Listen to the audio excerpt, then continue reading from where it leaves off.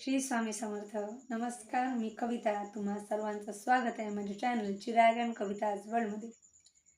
एक गोष्ट तुमच्यासमोर घेऊन आली आहे. तर कसं असतं, आज अलीकडे मुलांमध्ये एक गोष्ट निर्माण झाली आहे, ती म्हणजे त्यांना जिंकण्याची सवय लागलेली आहे. पहिला नंबर जर आला तर त्यांना आयुष्यभर पहिला नंबरच हवा असतो आणि दुसरा जर त्यांना नंबर कधी त्यांचा दुसरा जर त्यांचा रँक आला तर ते दुःख त्यांना खूप मोठं जगातलं दुःख वाटतं आणि ते पचवणं त्यांना अवघड जातं.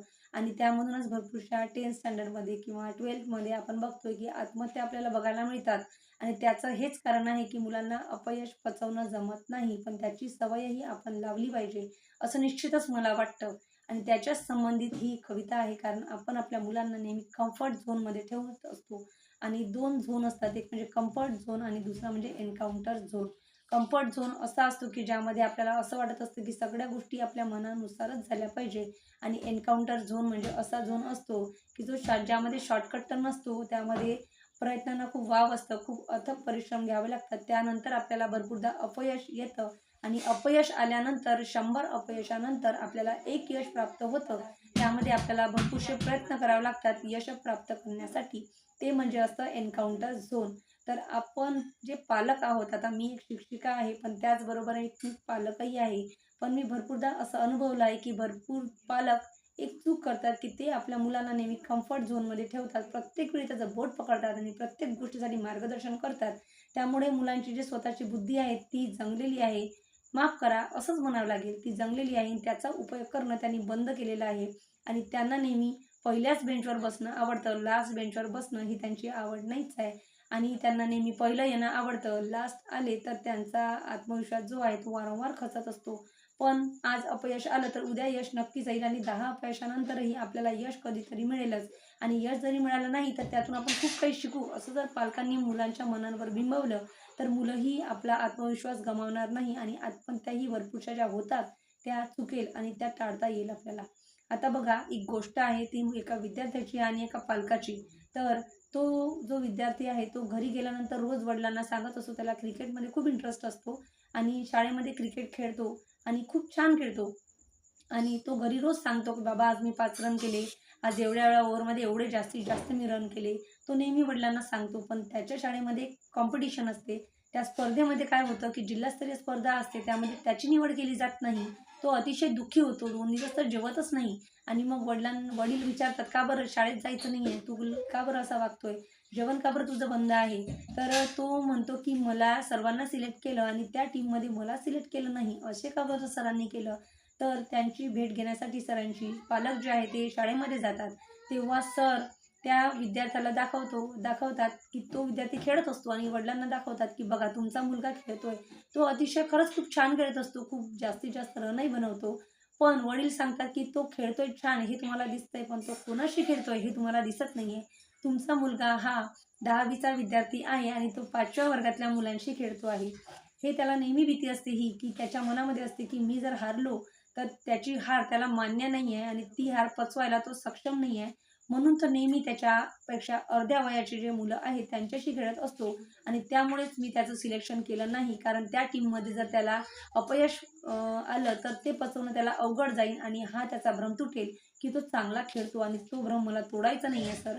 म्हणून मी तुमच्या मुलाला या टीममध्ये सामील करून घेतलेलं नाही आहे. तर त्या दिवशी वडिलांना त्यांची चूक कळते आणि मग ते त्यांच्या मुलाला समजावतात आणि त्याची सवयही बदलवतात आणि अपयश पचवायला त्याला शिकवतात. आणि एक दिवस तो मुलगा खूप मोठा क्रिकेटर बनतो आणि तो प्रत्येक स्पर्धेमध्ये यश संपादन करतो. आणि जेव्हा अपयश आलं ना, तेव्हा तो त्या अपयशापासून खूप काही शिकत जातो. आणि ज्या दिवसापासनं ते वडील कम्फर्ट झोनमधून त्यांच्या मुलाला काढतात आणि एन्काउंटर झोनमध्ये जेव्हा टाकतात, तेव्हाच तो मुलगा प्रगती करायला शिकतो ना. त्यामुळे कसं आहे, आपल्या मुलांना पडू द्या, धडपडू द्या, अपयश पचवू द्या, त्याच्यापासून काहीतरी शिकू द्या. प्रत्येक वेळी मार्गदर्शन करत गेलो ना, तर कसं असतं की मुलांची बुद्धी खरंच काम करत नाही आणि भविष्यात जे प्रश्न निर्माण होतात त्याचं उत्तर स्वतःहून शोधण्याची कॅपॅसिटी म्हणा किंवा त्याची क्षमता म्हणा, ते मुलांमध्ये नसते. ती क्षमता जर तुम्हाला निर्माण करायची असेल ना, तर तुम्हाला एक सर्वात मोठं उदाहरण देऊ इच्छिते की अनिल अंबानी. हे जेव्हा खूप लहान होते, पकोड्याची दुकान होती त्यांची. छोट्या वयामध्ये त्यांनी लहान वयामध्ये पकोड्याची दुकान उभारली. त्यानंतर त्यामध्ये त्यांना अपयश आलं मग ते एका दुबईजवळच्या शहरामध्ये गेले. तिथे गेल्यानंतर त्यांना पेट्रोल पंपवर जॉब तर मिळालाच. तिथे त्यांचं प्रमोशन झालं, त्यांना मॅनेजर करण्यात आलं. त्यामध्ये जर ते कम्फर्ट झोनमध्ये राहिले असते, की मला काय गरज आहे? या क्षणाला त्यांचं काय असतं तिथे? एक स्वतःचं घर असतं, एक सोडून 2-4 बंगले असते. पण धीरूभाई अंबानी जे आहेत, तर धीरूभाई अंबानी यांनी काय केलं, की त्या बेसिसवर त्या एन्काउंटर झोनमध्ये ते गेले. त्यांच्या वडिलांनी त्यांना एन्काउंटर झोनमध्ये जाण्याची परमिशन दिली. त्यांचे वडील एक शिक्षक होते बरं. तर त्या झोनमध्ये त्यांनी जाण्याची मुलाला परवानगी दिली. त्यामुळेच धीरूभाई अंबानी यांनी आज कधीही न संपणारं असं साम्राज्य निर्माण केलं आहे. त्या सर्वांची तुम्हा सर्वांना प्रचितीच आहे, की आज आपल्याजवळ जास्तीत जास्त जण जिओचं सिम वापरतात आणि आपल्याला डेलीचं 1.5 GB 2 GB हे मिळतं आणि एक असाही प्लॅन आहे, की ज्यामध्ये आपल्याला फुल असं मिळतं, फुल नेट बॅलन्स मिळतं आणि ते कधी संपत नाही. तर ती वेळ आपल्यावर आली नसती जर धीरूभाई अंबानी यासारखी व्यक्तिमत्व जर आपल्या भारताला लाभलेलं नसतं. ज्या व्यक्तीने भारतातच नव्हे तर अख्ख्या जगामध्ये सुद्धा आपलं एक नाव कमावलं आहे. तर धीरूभाई अंबानी त्याचबरोबर अनिल अंबानी यांचंही उदाहरण सांगता येईल. यांनी कमावलेल्या ज्या गोष्टी होत्या त्यांना नरिश केलं आणि त्यामध्ये त्यांनी प्रगती केली. पण धीरूभाई अंबानी हे असं एक नाव आहे, की ज्यांनी खरंच जगाला नाही तर भारताला नाही तर जगाला सुद्धा एक नवी प्रेरणा दिली, एक नवी दिशा दिली आणि एक नवा आत्मविश्वास दिला. तर ते कशामुळे घडलं माहिती आहे तुम्हाला? की त्यांनी कम्फर्ट झोनमध्ये जर राहिले असते ना, की मी एक मॅनेजर आहे, आता मी एक क्लार्कची पण नोकरी करतोय, मी तर भरपूर पैसा कमवतोय, काय गरज आहे? मस्त आपला आराम करायचा आणि मस्त आपला पैसा कमवायचा आणि आपल्या पत्नीसोबत इकडे-तिकडे टूर काढायचा. असाच जर त्यांनी विचार केला असता, कम्फर्ट झोनमध्ये राहिले असते, तर आज आपल्याला भरपूरशा फॅसिलिटीज मिळाल्या नसत्या आणि आपल्या भारताला जे लाभले धीरूभाई अंबानी असा एक महान असं व्यक्तिमत्व ते आपल्याला लाभलेलं नसतं आणि आपल्याला ज्या गोष्टी भरपूरसे असे व्यावसायिक आहेत जे त्यांना आपला आदर्श मानतात, तर त्यांची जी प्रगती झाली आहे त्यामध्ये धीरूभाई अंबानी यांचं नाव सर्वात पुढे आहे आणि सर्वात महत्त्वाचं स्थान ते त्यांना देतात आणि देव म्हणून त्यांना पुजतात सुद्धा. तर असा व्यक्ती आपल्याला लाभला नसता. तर कशामुळे घडलं याचा नक्की विचार करा आणि भरपूरशी पुस्तकं वाचत चला. कारण आपण फक्त यशाची गाथा वाचत असतो, पण त्यामागचं जे अपयश आहे आणि अपयशातून ते काय शिकले आणि अपयशातून त्यांनी स्वतःमध्ये काय इम्प्रूव्ह केलं आणि काय सुधारणा केली, हे गोष्टी आपण नेहमी टाळत असतो. ऐकायलाही टाळतो, वाचायलाही टाळतो आणि त्याचबरोबर आपण अनुकरणात आणायलाही टाळतो. तर ते अनुकरणात आणायला शिका. कारण कसं आहे, समुद्रात जर पोहणं एकदाचा व्यक्ती शिकला ना, तर नदीमध्ये पोहणं त्याच्यासाठी अतिशय सोपं होऊन जातं. पण तो एका डबक्यातच राहिला, तर तो डबक्यातला फक्त बेडूक बनून राहू शकतो. तो समुद्रातला मासा कधीच होऊ शकत नाही, जो अतिशय चपळ असतो. तर चपळ जर बनायचं असेल, जीवनात जर प्रगती करायची असेल, तर एन्काउंटर झोन निवडा. ज्यामध्ये अतिशय अथक परिश्रम करायला तुम्हाला शिकवलं जातं आणि प्रत्येक प्रश्नाची उकल शोधण्याचं एक नवं कौशल्य तुम्हाला शिकवलं जातं. ते कौशल्य आत्मसात करा आणि आपल्या मुलांनाही कम्फर्ट झोनमध्ये ठेवणं टाळा. एक विशिष्ट वेळ असते, की जोपर्यंत मुलगा सायकल शिकायचा असतो, तर आपल्याला मागे सायकल पकडायची असते, त्याला थोडा आधार द्यायचा असतो. पण ज्या दिवशी तो सायकल शिकला, त्या दिवशी तो पडलाही जरी ना, तरीही त्या जखमा भरेपर्यंत आपल्याकडून कुठली चूक झाली, आपण का बरं पडलो आणि आपण यानंतर का बरं पडणार नाही, आपल्याला का बरं कसं खरचटणार नाही आणि आपल्याला कशी इंजुरी होणार नाही, या सगळ्या गोष्टीचं ज्ञान त्याला स्वतः संपादन करू द्या.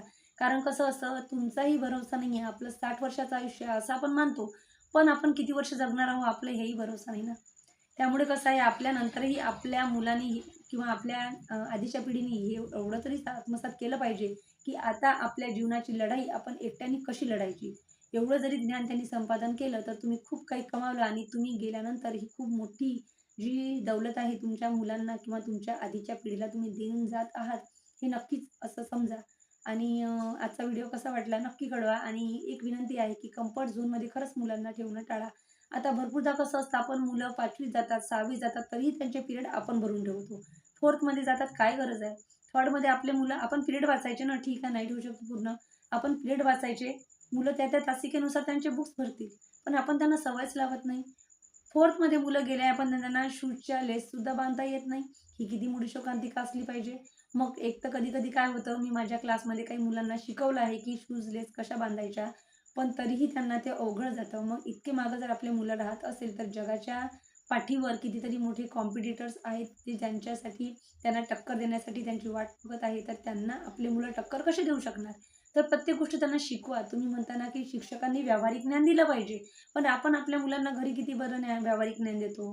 माझा मुलगा पडेल, धडपडेल. आपण त्याला कितीदा दुकानात नेतो. आपण कितीदा त्याला अर्धा पाव म्हणजे काय, 1 पाव म्हणजे काय, 1.5 किलो म्हणजे किती, किंवा टमाट्याचे काय भाव आहे, आलूचे काय भाव आहे, शेतकरी शेतात कसा राबतो, तो पीक कसं कमवतो, तो पीक कसं उगवतो, या सगळ्याचं ज्ञान देतो का आपण? आपण ते न विसरतो. त्यामुळे कसं आहे, घरात पैसा येतो तर त्यासाठी किती मेहनत लागते ना, या सगळ्या गोष्टींची जाणीव मुलांना करून देत चला. कारण कसं आहे, प्रॉपर्टी कमवून ठेवणं हे महत्त्वाचं नाहीये. मुलांना संस्कार देणं कसं असतं, लहानपणी मुलांना काही कळत नाही तर भरपूरसे शब्द त्यांच्या तोंडून पडतात किंवा ते संस्कार नसल्यासारखे वागतात. ते त्यांचं बालवय असतं, तर ते साहजिक असतं. पण कळल्यानंतर सुद्धा काही विशिष्ट लिमिटनंतर, वयाच्या विशिष्ट मर्यादेनंतर त्यांचा सुज्ञपणा त्यांच्यासोबत असायला हवं. तर त्यासाठी भरपूरशा गोष्टींची जाणीव करून देणं आवश्यक आहे. म्हटल्याबरोबर आपण त्यांना सगळ्या गोष्टी पूर्ण करतो, तर मुलांना कष्टाचं मोल कसं कळेल? तर त्यांना थोडे कष्ट पडू द्या आणि कुठलीही गोष्ट प्राप्त करण्यासाठी त्यांना किती स्ट्रगल करावी लागेल याची जाणीव करून द्या. कुठली गोष्ट सहजासहजी देऊ नका, कारण त्याचं महत्त्व त्यांना कळत नाही. त्याचप्रमाणे तुमचा सहवास जो आहे, तुमचं प्रेम जे आहे, ते अति सहजासहजी देऊ नका. कारण प्रत्येक वेळी हे माणसाच्या सायकॉलॉजीचा नियम आहे, मानसशास्त्राचा नियम आहे, की प्रत्येक वेळी जर अवेलेबल राहाल कोणासाठी, तर तुमचं महत्त्व हे कमी होतं. तर प्रेम द्या, भरभरून वेळ द्या, पण कधी-कधी त्यांना त्याची उणीवही भासू द्या. तर आजपासून नक्की ठरवा मनाशी, की आपल्या मुलाला आपण कम्फर्ट झोनमध्ये काढून एन्काउंटर झोनमध्ये कसं टाकायचं आणि पुढची नवीन दिशा त्याला कशी द्यायची.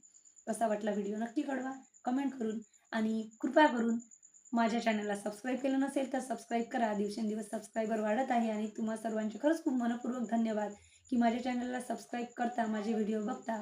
त्याबद्दल खरंच मनःपूर्वक सर्व सबस्क्रायबर्सचे खरंच खूप खूप मनापासून धन्यवाद, आणि पुन्हा असेच तुमचे प्रेम वाढत चालू द्या, वाढत असू द्या आणि तुमची कृपा माझ्यावर असू द्या आणि आपले हे नाते असेच टिकून राहू द्या आणि माझे व्हिडिओ जास्तीत जास्त लोकांपर्यंत पोहोचवा, ही एक विनंती करते. आणि सर्वांची आज रजा घेते. सर्वांचा दिवस शुभ जावो, मंगलमय हो, असो, ही एक प्रार्थना करते आणि पुन्हा भेटू या चॅनलवर चिराग अँड कविताज वर्ल्डमध्ये, हे आश्वासन तुम्हाला देते आणि रजा घेते आता. श्री स्वामी समर्थ.